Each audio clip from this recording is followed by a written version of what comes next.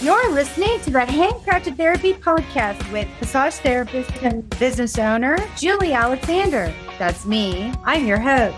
I've been a massage therapist for 17 years, and I have a business marketing degree. On this podcast, we'll be interviewing industry professionals that can talk to us about how to run your business better, how to be a better massage therapist overall, and how to take care of yourself and give yourself a little love, a little self-care. Little grace in your life. I am so glad that you're here. Thanks so much for joining us today. Well, thank you so much for joining me, Julie Erickson. This is Julie Alexander with the Handcrafted Therapy Podcast. Thank you so much for joining us, Julie. Thank you. We're going to call this episode Julie Squared because the power of Julie is amazing. It's got to be incredible. So I'm super excited that you're with us, Julie. Thank you so much. Thanks for having me. So how did you, Julie, get to where you are today? Where did you come from? Like from the very beginning, I came from Montana and I went to massage school in Seattle in the early 90s. And I graduated Seattle Massage School in 1992. So you were like 10 when you graduated. Thank you. I was a baby, but I was 21. Okay. Well, that's awesome. What drew you to massage school? I always enjoyed doing it at home for my family, little back rubs and things. And my grandma would give me quarters. And my uncle said I really was good. Like I could find all the knots in his shoulders. I enjoyed doing it, but I didn't really understand that it was something you could do as an occupation. And I wanted to be an architect. So as I embarked on my college education, I went to 2 years of college. I got an associate's degree. I wanted to go on to architectural school, but I thought, I'm not going to flip burgers or wait tables while I do that. So why don't I do something different and that maybe has more opportunity, something I'm interested in. So that's about the time I learned that a person could really do massage for a job. And I went to massage school for 1 year thinking that 1 year would educate me to do that so I could further, put myself through architecture school that way. But by the time I exited massage school, I had no interest in sitting in a cubicle or in front of a computer. And the fun part about architecture for me was the creativity of having the ruler and the pencil and the drafting board, but things were changing to computer-based programming at that time. And that didn't interest me at all. So I dropped that idea and stuck with massage, and I've loved it ever since. That's incredible. I love that story. I used to work on my family too when I was a kid. So, it's kind of fun to develop that into a very professional business, to be frank. It's it feels a little strange to do something that you did kind of as a hobby or for fun as a child and turn it into a profession. You and I both have done that, and it's pretty incredible. So once you went to massage school, then what happened after you decided to become a therapist? My first job right out of massage school, I stayed in Seattle and I worked at a chiropractic clinic for 1 year. And then I saw the opportunity to go to the Virgin Islands.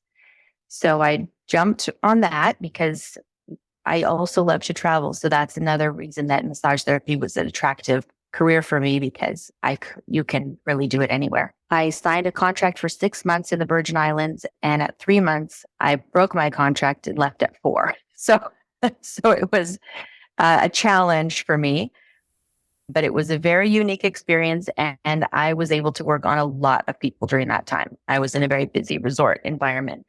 And I went home to mommy to recover from that trauma. And so had my own business for a short time in Montana, was ready for a move again after about a year. And I went to Arizona and worked there for 3 years in the Phoenix area. After that, I moved back to Seattle. And that's when I found my most favorite job ever, working for a couple who really ran a very nice clinic and took good care of their clients and therapists. That was great. And during that time, I started dating the person who's now my husband. We got married he was just beginning his Air Force career. So we spent a year in the middle of nowhere, Oklahoma, while he did pilot training. Then he was stationed in North Dakota for what I say, 4 winters. Then from there, we went to England for 4 years, Germany for 3. I was able to work in all of those places in different capacities. And then back to Oklahoma to end his Air Force career. And from there, we moved here. So we've been here since 2017. What a journey. You kind of traveled, made your way around the globe. Are you planning to stay here for a while? He loves his job here. So if everything stays according to our plan, 10 more years in Texas, and then we have the rest of the world to see. That's my desire. When he retires, then I might be ready to retire and just start traveling and enjoying space. But maybe, there may be interesting capacities in which to do that. Maybe I don't have to give up massage entirely, or massage education, or wellness education. I have a question about your story. And if you don't want to share this, please tell me you don't want to share it. But what happened in the Virgin Islands? Oh, it was a very beautiful place. And it's so wonderful to go to a place like that as a visitor and a tourist and a part-timer. But to live there was something else entirely. And it was challenging in many ways. And it became very clear that after the peak tourist season, there was no money to be made. So there was no point in me staying longer than the busyness of the season required, right? So they said as soon as Easter was over, it got really slow there. It got hot. The scuba diving isn't as good after that time, So I felt like I was being a little bit tricked and manipulated when I wasn't given all the pertinent information when I signed the contract. That's why we chose to let. And I say we because my coworker and I decided together that we were going to leave because neither one of us wanted to stay and face the ramification without the other one there. Yeah. So we kind of we did a pinky swear, made a deal that we would leave together. Nice. So that was good. It was really a beautiful place and it was an interesting experience, but it was very challenging and it wasn't like real horrible trauma, but for little old me who was sheltered in her young life, it was quite shocking. If you would like to share, what kind of a lesson did you learn out of this and how can our listeners learn something from this? Even though I had a very detailed contract, which I looked over and signed ahead of time, there were still things that I didn't know that I assumed. So really try to think of every possibility, I guess. Maybe talk to someone who's done it before. There was a colleague of mine who had been there the previous year as well. And she said, "Oh, I wish you would have called me. I would have told you everything you needed to know." So there are people out there. I wouldn't have known how to find her at that time, but there are people who are willing to share their experiences with you. And, I also thought that I wanted to maybe work on a cruise ship. You hear that from a lot of people, but as soon as I explored that, I realized, no, that is not for me because it doesn't come with all the perks that you think it's going to come with. And it's hard work. And maybe you're not surrounded with the best people who have your back. So, well, thank you for sharing that. I think there are lessons for everybody in situations and stories like that. Unfortunately, we all have stories of unfortunate employers that have done things, that aren't exactly the best moral situations. And exactly. I think, as an employee, we have to learn from those things and listen to each other. And like you said, reach out to people that I mean, fortunately now with social media and the internet, you could probably find somebody that has done that job pretty quickly. Yeah, exactly. Through those channels. And if you can't, you can always post on massage groups on Facebook, because I know there's a lot of massage groups that are very active and answer lots of questions like this here. So thank you for sharing that. Recently, we've talked about your new journal. Can you talk about your path to creating such a beautiful book and how that changed your life and what we can do to talk about that and get other people to understand what the purpose is and why to buy it and all of it. Tell us everything. Why use a journal at all and why use this journal, right? Yes. The journal journey, it's been building since the beginning of my massage career, maybe even since before that. So just an increase in awareness of my own self, my own body, the connection between my body and mind, which, to be frank, I thought was kind of woo-woo a long time ago. And really, I was just an innocent little child at the beginning of my massage career, and I didn't know a lot of things. And even to say the word body was somehow seemed a little bit scary or vulgar coming out of my mouth. And it shouldn't be that way at all. We shouldn't be intimidated by these words. So part of it is just my growth out of that and blossoming into who I've become as a more mature adult and an experienced massage therapist. The awareness of what our bodies are trying to tell us and listening to that is an important piece of life. And all of the clients who've been on my table, who have told me their stories, good or bad, happy or sad, sometimes I can tell where their pain is coming from emotionally before they do.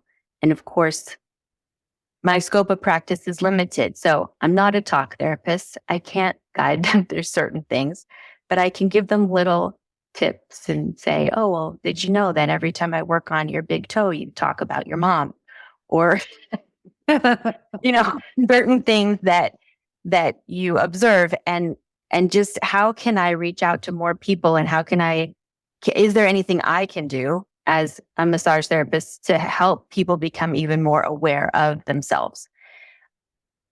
People come in with, they might say my back hurts, but they can't tell me where their back hurts. They can't tell me if it's low back, middle back, upper back. They just say my back hurts. So that's one thing that is simple. You think a person should be able to tell you if it's the right shoulder, and some people just can't. They're just in pain, and so everything else is blocked out, or they can't handle different aspects of life because they're in pain. Where's the pain coming from? Is there anything that you found to help yourself feel more comfortable in life? People don't even stop to think about that, do they? Even just filling out our SOAP charts, some people don't know how to answer you if you're asking them initial intake questions. So that's where part of that came from. And then also when I met my friend Kim, who is the co-creator of this journal, she is a Tibetan medicine practitioner, let's say that, a doctor of Tibetan medicine. And when I met her, she was training for this. So she was excited about sharing with me all of her experiences as she went through her training, which was a really cool time to get to know her. And we had other things in common at that point in life. So she was a good person. And when I plugged into her, she really confirmed with me all of this, the connection between my mind, body, and spirit, and what can come out of that, how it can have transformative powers when you recognize it, how you can maybe even heal yourself at times using different things as healing modalities. All kinds of things can work, right? And not one thing is right for everybody. We all know that. As I asked her questions, she would always give me a confirmation and then say, and then also you need to know about this. So I feel like my awareness just got much more huge talking to her and learning from her. So that was an important part of my growth as a therapist and an individual with my own body and my body-mind connection. So when we first moved here to Texas, I was having some quiet time in the morning, as was my routine at that phase of my existence as I was getting used to life here in Texas. And I was sitting outside and I had this idea, just a journal where we can document and track how our bodies feel like you would in a SOAP chart as a therapist, but put it in the hands of the client, of everybody and the ordinary person, and make it easy so that they want to journal. Make it interesting, colorful, simple. Journaling doesn't have to take an hour. And also at the time, I was being encouraged to journal for myself, but people were directing me toward these complicated methods of journaling that I was not interested in taking on, and that didn't speak to my spirit or my gifts. So then it would be too much of a struggle. It's much easier to journal for different people. Different people have different ways of journaling and ease. And for someone who's never journaled before, I think it can be quite overwhelming. They talk about bullet journals, but when I researched that was even complicated. And you think it should be just really simple, like pop, pop, pop, write some bullet points down. But it got really in depth, and I don't want anyone to feel overwhelmed when they're journaling, because it should be a freeing experience, and it should be something that makes them happy because they're unloading something or uncovering something, exploring something in their bodies, getting in touch with themselves. So that's why this picture came into my head at that moment, and I wrote it all down. I called Kim. I said, here's my idea. She said, great. It also needs this and this and this. She got it. She was on board, and we've been working on it together since then. And then it sat for a while because neither one of us know how to publish anything. So once we got a publisher, everything went really quickly, and here we are. So here's our finished product. And I think it's great because it's every page on the left is blank, and that is for your own creativity. Do whatever you want with that page. Use it as a bullet journal if you want. And then the page on the right, we have some prompts that are colorful and simple and almost cartoon-like, and they're easy to use and should be somewhat self-explanatory. So you can just fill them out as you want. You don't have to do every piece of it every day, but it can take you as little as 10 minutes a day. And by the time you get to the end of the journal, hopefully you've discovered something about yourself. Your awareness has increased, and your connection, mind, body, spirit connection is growing, and you're feeding. Even just yesterday, I had a client who talked about feeding her soul. And it was a very interesting, cool, inspiring conversation. And so we can feed our soul by just observing ourselves and discovering what's important to us and what makes us healthier and happier. Sorry, that was a lot of talking, but that's the answer. I love it. How long did it take you to get from the time you discovered that's what you wanted to do until it was actually in your hands? From September 2017 till December of 2023. Wow. But for 90% of that time, it just sat as sketches in my little file box on the side of my desk. Yep. So I put it together in, 2 hours. And then with Kim's help, we worked on a little bit more, a couple more hours. And then we just didn't know I would write it down every year as one of my goals, get that journal published. And finally, one year I'd had enough. We call it this healthy level of disgust. I was just disgusted with myself enough that I still hadn't gotten it done, that I found a way to make it happen. Well, congratulations. Thank you. So that was in April of 23. So finding a publisher in April of 23, and then working with her through the whole project, that got us published in December of 23. Okay. So what is that, 8 months? Wow, that's awesome. So I love the idea as a massage therapist. Obviously, I love the idea of reconnecting my client's mind and body. I know as a therapist, most of us listening are probably preaching that to our clients every single day when they come in. Tell me what's wrong. Tell me what I'm working on today. What's going on? What have you done since the last time I've seen you? How have you screwed up your bodies? And I think the most frustrating thing as a therapist is when the client is disconnected from their body and they say, well, I don't know, you'll figure it out. Everything hurt. And I just love, they want you to fix them. That word fix that we maybe just stay away from. Me. I'm broken all over. Just fix me. I'm so stressed. Everything hurts. You'll find it. You're good. Well, yeah, but do you want to use your whole hour for me looking for the problem, or should you just tell me what's wrong so I can go directly there, fix it, and move on if I need to, or spend the whole hour on the problem? I mean, we have more options when we have more information. Yes, exactly. Help me help you. Yeah, exactly. And I think that's a common problem amongst massage therapists and their clients is this constant communication with them about their own bodies. And I realized in some sessions that I know more about their body than they do. Yeah. Yeah. Oh, You could feel something. You could feel all kinds of things, tightness in the hips, for example. And then they're just saying, but it's my knees that hurt.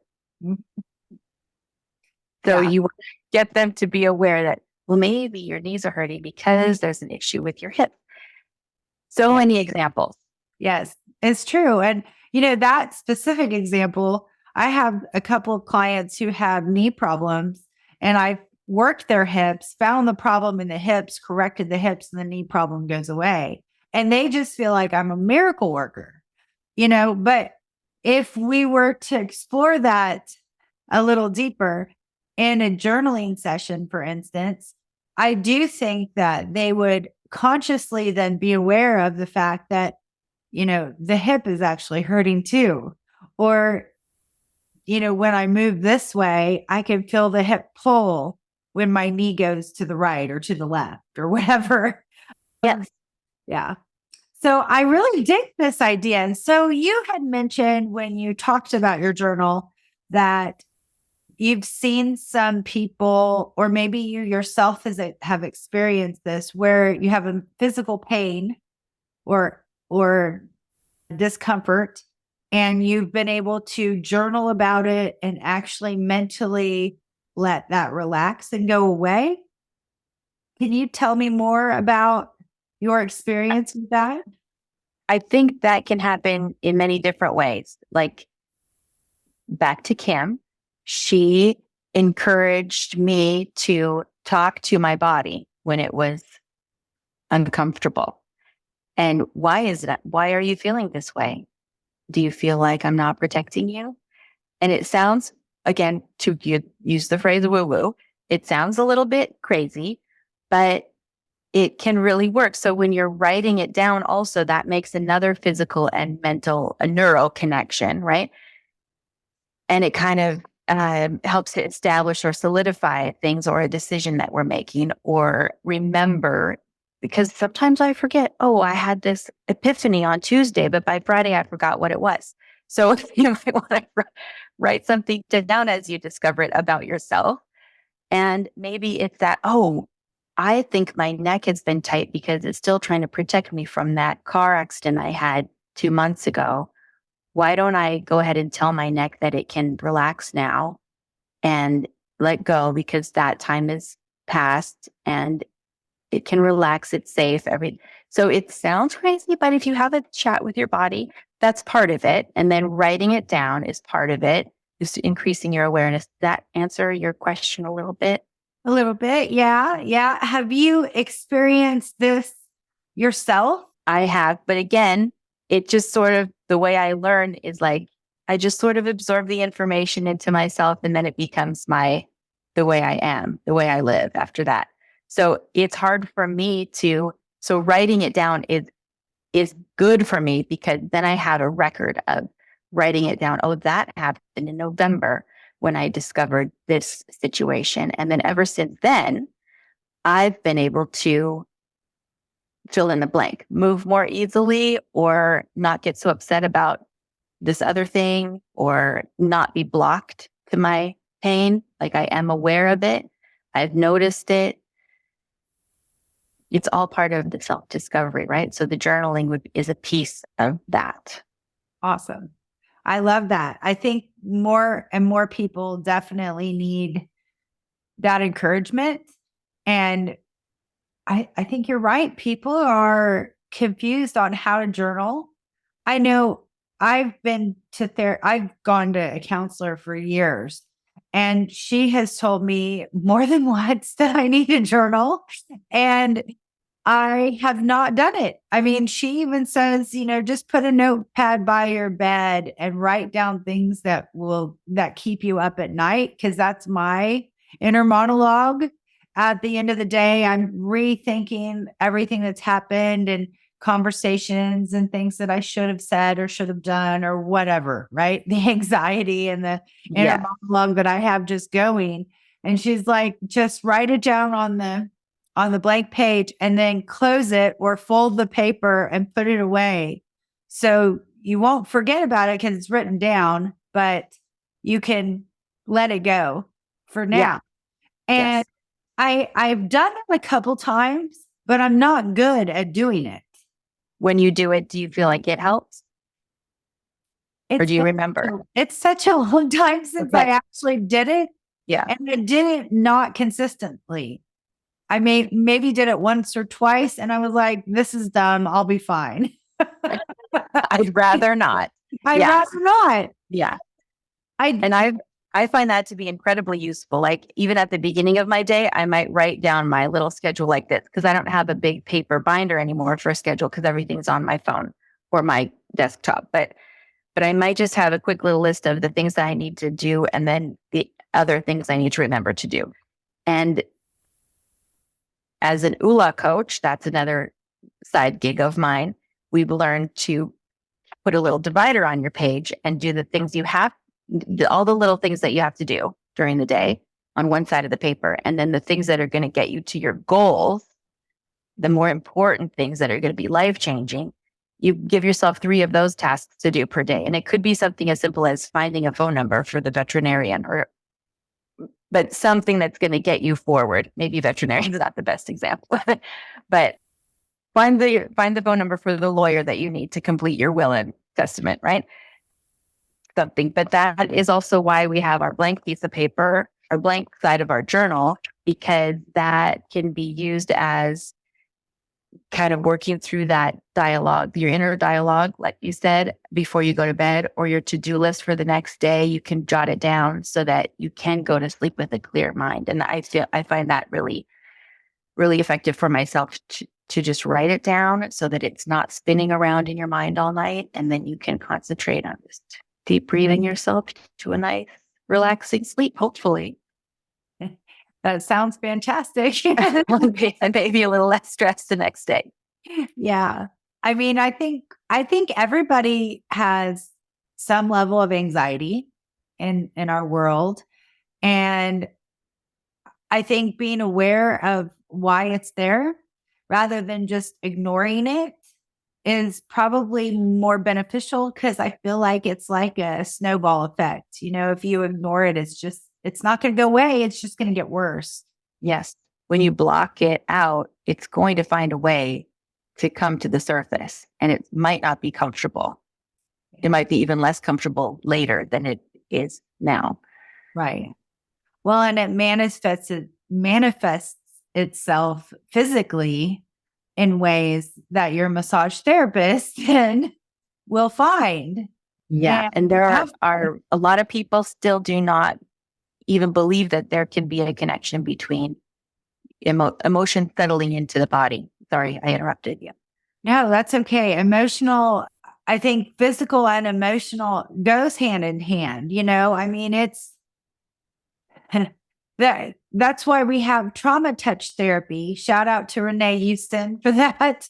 I mean, what an incredible modality. I don't know if you know anything about this, but it's pretty awesome. I experienced it for the first time just about a month ago where, I had a traumatic situation with my family where we almost lost somebody in our family. And anyway, long story short, she found my spot where I was really angry. And as soon as she held on to that spot, I had an emotional release. Now, I'm not one of those people that are woo-woo, okay? And I have no problem with woo-woo people because these are my people. But I tend to be very science-based, very I've walked out of energy classes before because I just thought it was too like you're holding your hands over somebody's leg, expecting results. That's crazy. But all that to say, I embrace that side because I know that there's some science to it. I might not understand it myself or am not drawn to it, but that doesn't mean it's not relevant and it's not real, right? Yeah, it can work. It can be effective. Yeah. I remember back to my time with Kim when I first met her. We were living in Germany at the time, and I had a shock and a disappointment one day. And it occurred to me that if I don't work through this right now, it's going to come back and get me later. So I talked to Kim right away and I said, I need to come and have you work on me because I don't want this thing that I'm feeling right now to settle in my body. So that is another piece of that, being aware that it's not worth it to me to have it come and haunt me later. So I'd rather deal with it right now. And she helped me through that time. So, and part of that was writing it down. So again, like it is effective to use your hand and a pen and write things down. And that's why people say, well, can't you put the journal on an app? Can't you have that information on an app? The point is to use your body, use your fingers, your touch, your senses, watch yourself as you write the words down, practice writing the words. It has a mechanical, emotional, neurological effect that's positive. Absolutely. I totally agree. Can you explain what oola is? Oola comes from the French word ooh la la, the French expression ooh la la. So it's according to the Oola guides, who are the authors of the book Oola, Find Balance in an Unbalanced World. It is the sense of life being balanced and growing in the 7 key areas. And Oola breaks down life into 7 F. So the letter F, we have fitness, finance, family, field, faith, friends, and fun. So field being your occupation and faith being whatever it is you believe in that's hopefully something greater than you, something that you're accountable to or that you follow, whether it's a moral code or a religion. Yeah, and friends and fun. So balancing all that, whatever energy you're expending throughout the day probably falls into one of those 7 categories. So I became an Oola coach so that I could help others also find balance in their life in those 7 key areas and hopefully, again, like level up a little bit, grow, become more aware. Don't waste time on things that are negative. Don't waste time on people or relationships that are negative, financial habits that are negative. Let's keep it all positive and growing and beneficial to you and your loved ones. I love it. If there's something that you could share with the world, what would it be? You can take as long as you need. That's a hard one. I think a lot of it is really what we've been talking about. Pay attention to yourself. And there are so many people spinning their wheels or doing something out of obligation or because someone else expects it of them, but knowing yourself and what your desires are, not to be selfish, right? But you are made, your DNA tells you what you like. Whether it's what do you like better, tacos or hamburgers? Like you just have these inbred preferences, desires, motivation, and to be fighting that all your life is, I really don't like wasted energy.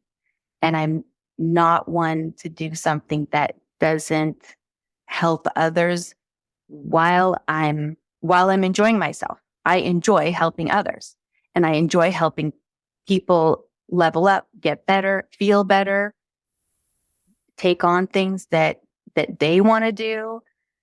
So I think that just, if I could share something with the world, it would be to encourage people to pay attention to themselves, notice, and then take action. I think not that men don't experience this, because they do. But I think women have a much harder time focusing on their own self-care and self-love than men in general.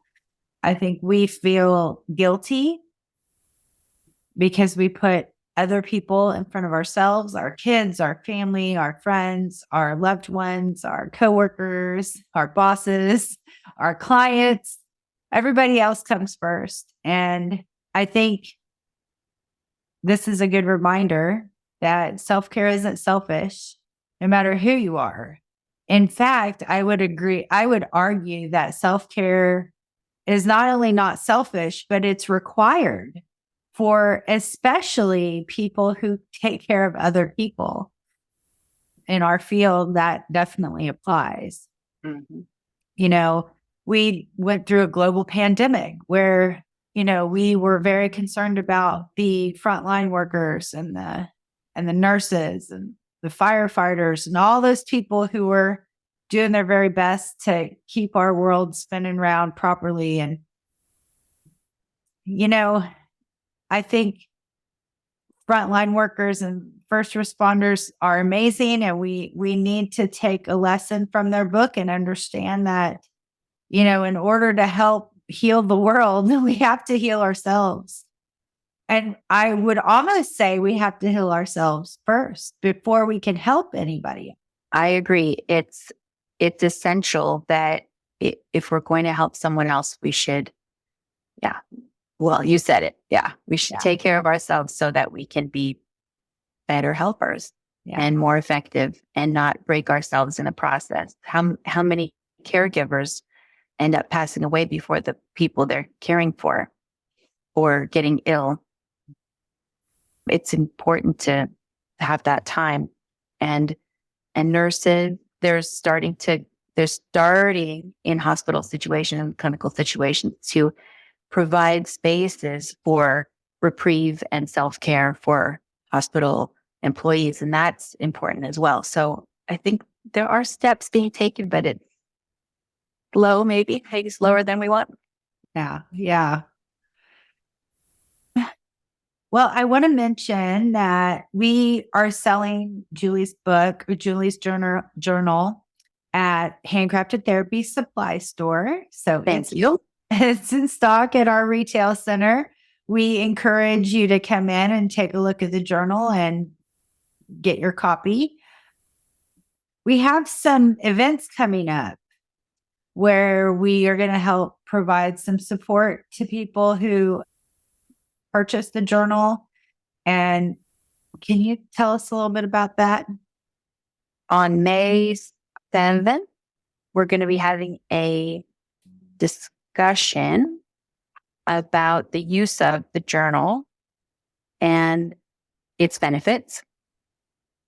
And following that, at some point to be determined, we'll have a little book club. So for people who have purchased the journal, we'll let you know when we're going to get together in person to discuss maybe how it's affected you. If you have questions, comments, testimonials, anything to share, questions or concerns, we'll be there for that purpose.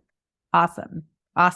Yeah, our book club is TBD, but we want to sell all the books on the shelves first, all the journals first, and then provide some support to those people who purchase the journals and use them.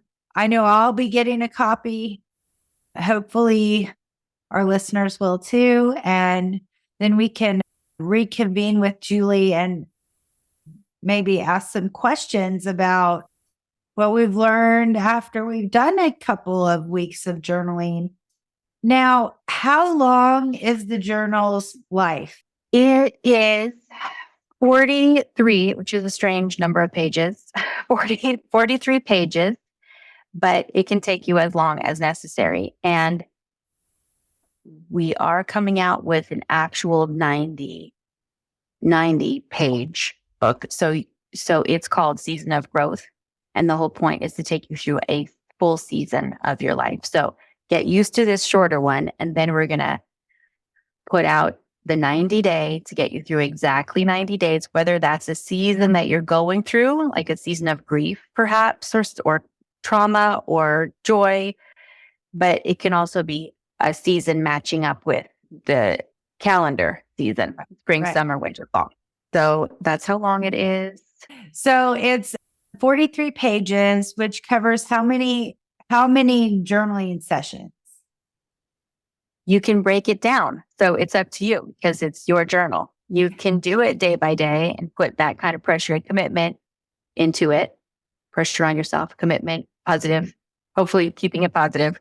But you can also break it down into tiny pieces. For example, on our supporting website, which is wishingwelljournals.com, Kim is currently doing a 90-day series of audio clips called Journey Through the Journal. So you can catch up with that. All of the audio clips are live on the website, or you can find it on Spotify. And you can listen to one clip every day and go through, kind of maybe take notes on what she's saying or let it absorb into you. And then just take that piece of the journal and work with that for a couple of days. And then add in the next one when you're ready. So it can take as long as you want. You don't have to do it every single day. Like I said, it is your journal and you can use it as you see fit. However, it's going to benefit you the most. Awesome. And there's also a space on that website for, I've put a couple blogs up there to add to what Kim has said, some entries, and there are a few more audio clips, but there's also a space for people to ask questions and receive support. There's also a big list of resources. So if you're not sure what kind of music to listen to or how do you doodle, there's a link to a doodling class, different things. I love it. What are your thoughts on massage therapists actually purchasing, the journals and maybe give them as gifts or charge their clients for these journals? Because I can see where, like we were talking about earlier, there's some special clients that may need a little bit more help in that department. Encouraging their connection to their body and mind. Yes.